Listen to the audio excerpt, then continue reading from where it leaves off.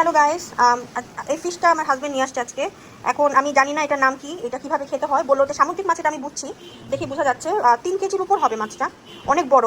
এখন এটার নামটা কেউ জানতে পারলে আমাকে একটু বলবেন। আমি আসলে এটার নামটা বলতে পারছি না, দেখতে অনেকটা রূপচাঁদার বড় সাইজের মতো লাগছে আর অনেক হেভি। এটা কিভাবে খেতে হয় কি একটু বললে আমার জন্য খুব হেল্প হয়। Thank you.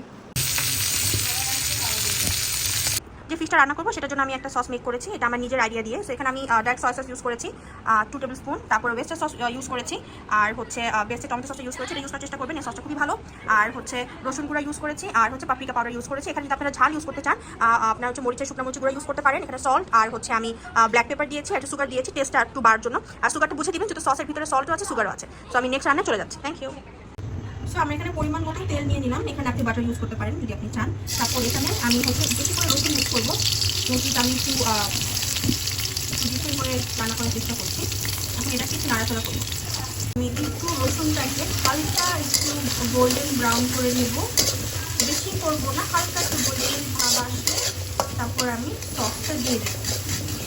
আমি ফিশ যে মেরিনেশন করেছিলাম, এখানে আদা রসুন পেস্ট, ব্ল্যাক পেপার, সল্ট আর একটু সয়া সস দেওয়া আছে। এটা অবশিষ্ট অংশটা আমি এখানে একটু দিয়ে দেবো। ভালো করে কষিয়ে নেব, ভালো করে কষিয়ে নেব, আদা রসুন মিশিয়ে না থাকে। আমি একটু শুকনো মরিচ দিয়ে দিচ্ছি, এটা জাস্ট ফ্লেভারের জন্য একটু ঝাল অ্যাড করবে, সুন্দর একটু স্মেল আসবে। এখন আমি যে সসটা মেক করেছিলাম সেটা পুরোটুকু এখানে দিয়ে দেবো। এখানে আমাকে একটু পানি দাও, আমি একটু পানি অ্যাড করে দিলাম, এবার সসটাকে আমি যখন রান্না করবো তারপরে আমি একটু পরে ফিশ দিয়ে দেবো। আমি ফিশগুলো দিয়ে দিচ্ছি।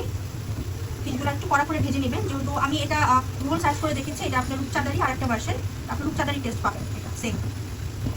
সব ফিশগুলো দিয়ে দিলাম, এখন ভালো করে একটু নাড়াচাড়া করে দিচ্ছি। বেশি ইয়ে করে নাড়াচাড়া করা যাবে না, তাহলে ফিশটা ভেঙে যাবে। ভাবে একটু আলতো হাতে সসগুলো একটু উপর দিয়ে দেবেন, যাতে ফিশগুলো এখন ভাবে একটু কুক করবো আমি 5 থেকে 6 মিনিট, তারপর রান্না আসছে। ফিশের কালারটা দেখুন অনেক সুন্দর আসছে, এটা ডার্ক সসের কারণে। আপনাকে অবশ্যই দেওয়ার চেষ্টা করবেন, মানে স্মেলটাও ভালো আসবে, টেস্টটাও আসবে এবং দেখতেও সুন্দর লাগবে। কিছু কাঁচামরিচ, আমি কিছু কাঁচামরিচ দিয়ে দিচ্ছি এখানে, জাস্ট ফ্লেভারের জন্য, একটা সুন্দর ফ্লেভার আসবে। আস্তে আস্তে করে একটু নাড়িয়ে দেবো। তো আমি ফিশটা রান্না করে ফেলেছি, আমি আমার মতো করে রান্না করেছি, আমি শেয়ার করবো। আই হোপ আপনাদের ভালো লাগবে, এভাবে রান্না করে খাবেন, অনেক ভালো লাগবে। যে কোনো ফিশ দিয়ে রান্না করতে পারেন, যেগুলো ফিশে কাটা কম আছে, দেখতে অনেক ভালো লাগবে এবং খেতেও অনেক মজা লাগবে।